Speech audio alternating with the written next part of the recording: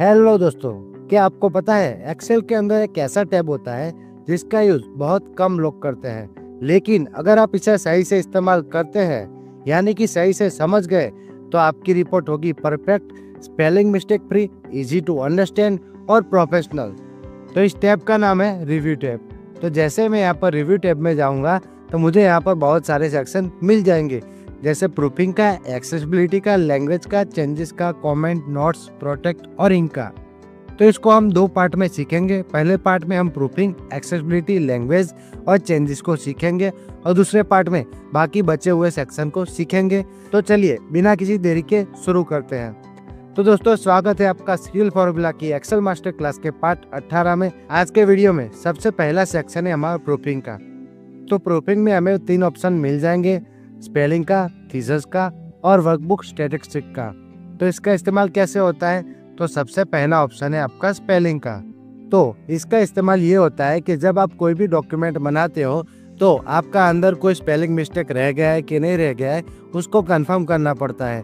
तो इसका इस्तेमाल इसके लिए होता है कि अगर आपने कोई गलती लिख दी है, मिस्टेक लिख दी है, तो स्पेलिंग बटन आपका सेवियर है। तो प्रैक्टिकल के तौर पर जैसे ही मैं इस वाले पे क्लिक करता हूँ और यहाँ पर स्पेलिंग पर जाकर क्लिक करूंगा तो देखिए आपको यहाँ पर नया पॉपअप मिल जाएगा। उसमें आपको यहाँ पर बहुत सारे ऑप्शन मिल जाएंगे, जैसे इग्नोर का, ignore all, add to dictionary, change, change all और ऑटो करेक्ट। तो देखिए सबसे पहला ऑप्शन है आपका इग्नोर वंस का, यानी कि आप इसको इग्नोर करना चाहते हैं। इग्नोर क्यों करना चाहते हैं? कभी कभी ऐसा होता है कि जैसे मैंने अपना नाम लिख लिया लेकिन वो डिक्शनरी में होता नहीं है, तो इसको इग्नोर करना पड़ता है क्योंकि आपको नाम की जरूरत पड़ती है। इसके बाद है इग्नोर ऑल, यानी कि जितनी भी गलतियां है उसको आप इग्नोर करना चाहते हो। इसके बाद तीसरा ऑप्शन है आपका ऐड टू डिक्शनरी, यानी कि कोई वर्ड ऐसा है जिसको आप बार बार यूज करते हो तो इसको बार बार यहाँ पर एरर ना दिखाए, इसीलिए ऐड टू डिक्शनरी करना पड़ता है। अब आ जाते हैं मेन टॉपिक पे। मेन टॉपिक क्या है? चेंज का, यानी कि मैंने ये लिखा हुआ है the product is really good. तो आप क्या लिखना चाहते हो? आप प्रोडक्ट लिखना चाहते हो या फिर प्रोडक्ट्स लिखना चाहते हो? तो मैं यहाँ पर प्रोडक्ट लिखना चाहता हूँ, तो यहाँ पर चेंज में जाकर क्लिक कर दूंगा। इसके बाद यही सेल में यानी कि यही सेंटेंस में आपको दूसरा गलती मिल जाएगा, जो कि है रियली। रियली में आपका सिंगल एल है, जो कि डबल एल होना चाहिए था। तो यहाँ पर आपको ऑप्शन मिल जाएगा, आप रियली लिखना चाहते हो, रियली लिखना चाहते हो, रियल लिखना चाहते हो, रियलिटी लिखना चाहते हो, जो भी आप लिखना चाहते हो उस पर क्लिक करोगे। जैसे मैं यहाँ पर रियली पे क्लिक करूंगा और चेंज में जाऊंगा तो देखिए जैसे मैं यहाँ पर चेंज में गया हूँ तो मेरा पूरा का पूरा सेंटेंस यहाँ पर चेंज हो गया है, जो कि प्रोडक्ट में ओ आ गया है और रियली में सिंगल एल की जगह डबल एल आ गया है। तो दूसरे सेंटेंस में आप देख सकते हो आई की जगह ई है और ई की जगह आई है। तो आपको यहाँ पर सजेशन में दिखा रहा है, उसमें जाकर आप चेंज करोगे।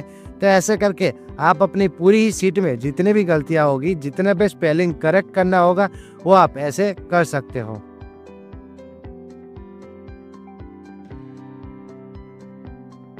तो देखिए मैंने पूरी सीट का स्पेलिंग यहाँ पर कंप्लीट कर लिया है, मेरा स्पेलिंग चेक यहाँ पर कंप्लीट हो गया है। तो ऐसे करके आप स्पेलिंग चेक का यूज कर सकते हैं। इसके बाद का दूसरा ऑप्शन है आपका थीसिस का।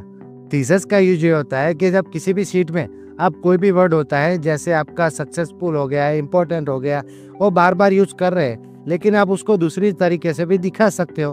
कैसे दिखा सकते हो? तो एग्जाम्पल के तौर पे जैसे मैं यहाँ पर गुड पे क्लिक करूंगा और यहाँ पर थीसिस में जाऊंगा तो राइट साइड में आपको यहाँ पर बड़ा सा विंडो मिल जाएगा। उसमें उसके आपको सिमिलर यानी कि पैरेलल वर्ड मिल जाएंगे कि आप कौन सा वर्ड यूज करना चाहते हो। आप मोरल भी यूज कर सकते हो, अपराइट भी यूज कर सकते हो, ब्लेमलेस नाम का वर्ड है उसको भी यूज कर सकते हो, हेल्पफुल है उसको भी यूज कर सकते हो। कैसे कर सकते हो? आपको यहाँ पर एक ऑप्शन मिल रहा होगा, वहां पर जाएंगे और यहाँ पर इंसर्ट करेंगे।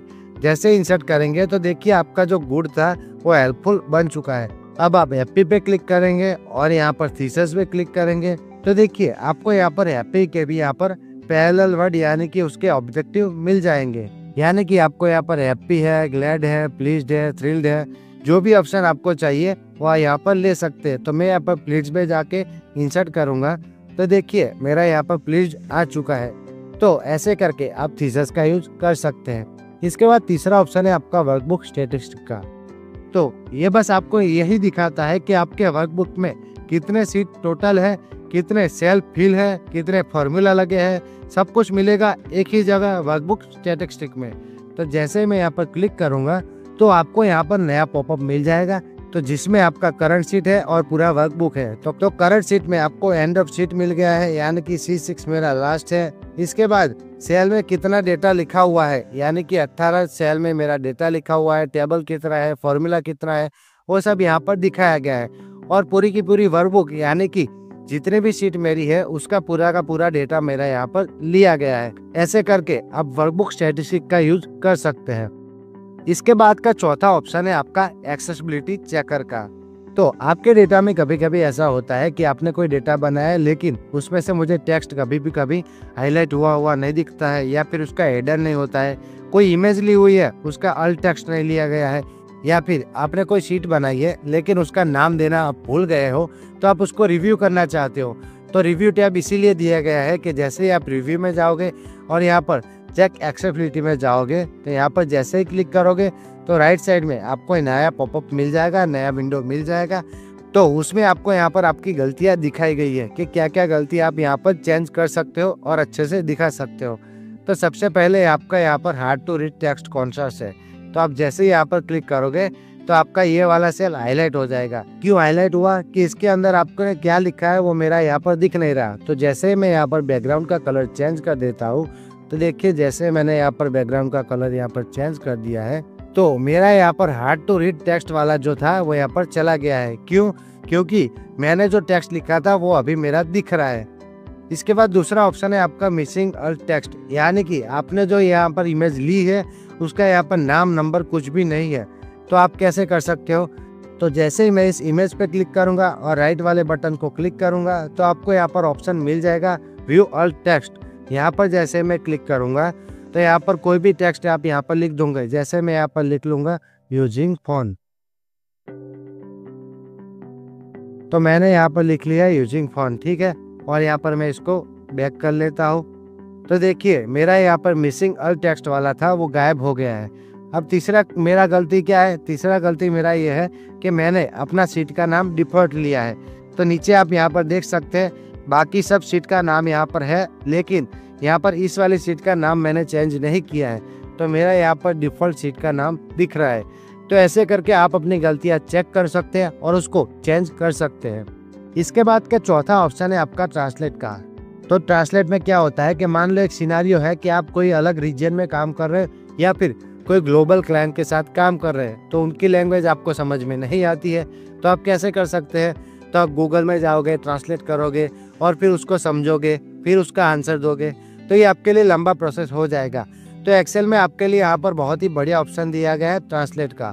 तो जैसे कोई भी लैंग्वेज में आप क्लिक करोगे, जैसे मैं ये वाली शीट ले लेता हूँ और मैंने ये इंग्लिश वाला लिया हुआ है और इस ट्रांसलेट पे क्लिक करूँगा, तो देखिए आपका यहाँ पर राइट साइड में नया पॉपअप खुल जाएगा, नया विंडो खुल जाएगा।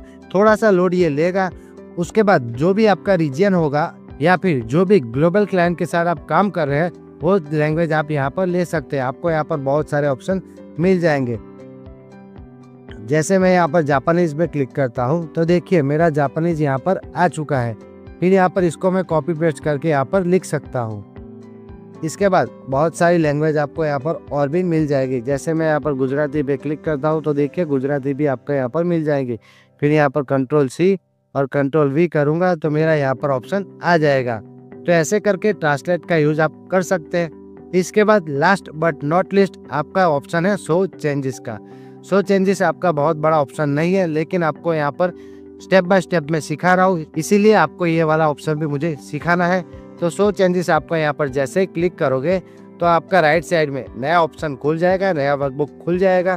तो देखिए आपने क्या क्या चेंजेस अब तक किए हैं वो यहाँ पर दिख रहा होगा। और दूसरा यूज आपका ये होता है कि आपकी सीट कोई और चेंज कर रहा है, लेकिन आपको कैसे पता चलेगा? तो शो चेंजेस वाले ऑप्शन में आपको यहाँ पर ऊपर ही उसका नाम दिख जाएगा, तो आपको पता चल जाएगा कि किसने मेरी सीट में यहाँ पर थोड़े थोड़े या फिर बड़े चेंजेस किए हैं। तो देखिए आपको यहाँ पर ट्रांसलेट का, थीसिस का, स्पेलिंग का जो भी चेंजेस हमने अब तक किए हैं वो सारे के सारे यहाँ पर आपको दिख रहे होंगे। तो ऐसे करके चेंजेस का यूज आप कर सकते हैं। तो दोस्तों रिव्यू टैब के पार्ट 1 को हम यही खत्म करते हैं। तो इस वीडियो में आपने रिव्यू टैब के 6 मैजिक टूल को सीख लिया है। अब एक्सेल में और प्रोफेशनल बनने से आपको कोई नहीं रोक सकता।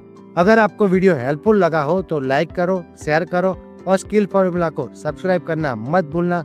मिलते हैं अगले वीडियो में, तब तक के लिए एक्सेल सीखते रहो, आगे बढ़ते रहो। जय हिंद।